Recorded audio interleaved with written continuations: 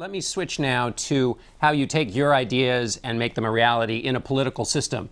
Let me read you something that Bill Shaheen, who's the husband of one of your colleagues, said about Hillary Clinton and why he supports Hillary Clinton. He said, speaking of you and Hillary Clinton, we all want the same things, but the question in the final analysis is who's going to be the person who is going to deliver it for you?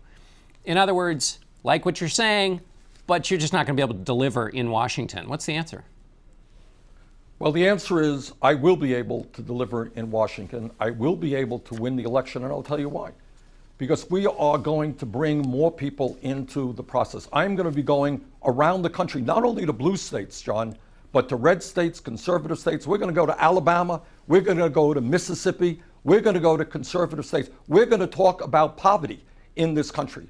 The fact that we have 45 million people living in poverty and the highest rate of childhood poverty of any major country. And we're going to get young people and we're going to get working people excited and involved in the political process. We're going to grow voter turnout. The reason the Republicans did so well last election, 63% of the American people didn't vote. I think the message that we have is resonating. People are going to get involved in the political process. We're going to drive turnout up. And when we do that, we win. Senator, that sounds exactly like what we heard from Senator Barack Obama. Build a movement, change Washington. You don't think it worked in that case. Why is it going to work with you? Here's what I said. John, here's what, well, it worked in getting Barack Obama getting elected. And let me be clear.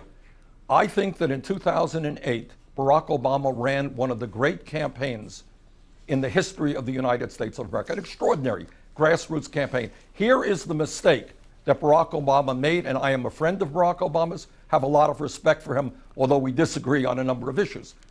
What he did after the election is what he said to the millions of people who were so excited about his campaign. He said, hey, thank you very much for electing me. I will take it from here. I'll sit down with John Boehner. I will sit down with Mitch McConnell. I'll sit down with the Republicans, and I'm going to negotiate some fair compromises. The truth is, the Republicans never wanted to negotiate.